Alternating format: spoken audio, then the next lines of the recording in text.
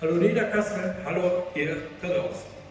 Hier eine kurze Demonstration, warum der Synthesizer für jedermann, jede Frau, alt oder jung, musikalisch oder unmusikalisch geeignet ist.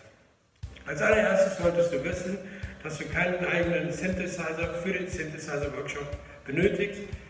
Dieser, der so aussieht wie der hier, wird von uns zur Verfügung gestellt. Mit diesen weißen Pads hier kannst du Töne erzeugen, die hier im Synthesizer hinterlegt sind. Du suchst hier einen Ton aus. Ich habe mir zum Beispiel diesen hier ausgesucht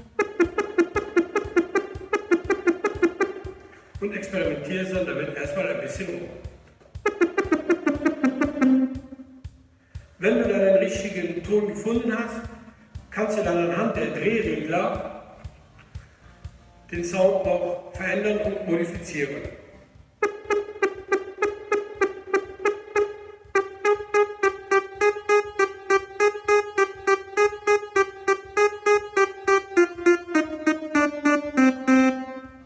Wenn du einen Klang gefunden hast, der dir dann gefällt, kannst du dann eine Melodie oder eine Sequenz aufnehmen. Das machst du, indem du hier auf Aufnahme drückst und den Synthesizer dann laufen lässt. Wenigstens einer der Export macht.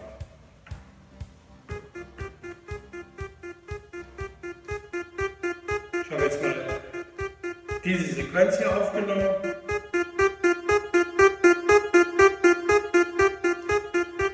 Und kann dann wiederum an den Drehreglern einige Modifizierungen oder Veränderungen vornehmen, wenn mir das so nicht gefällt.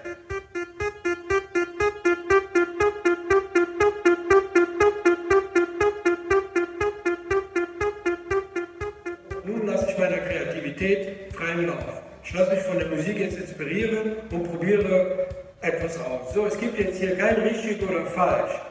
Es gilt jetzt hier auszuprobieren und herauszufinden, was alles in so einem Synthesizer steckt.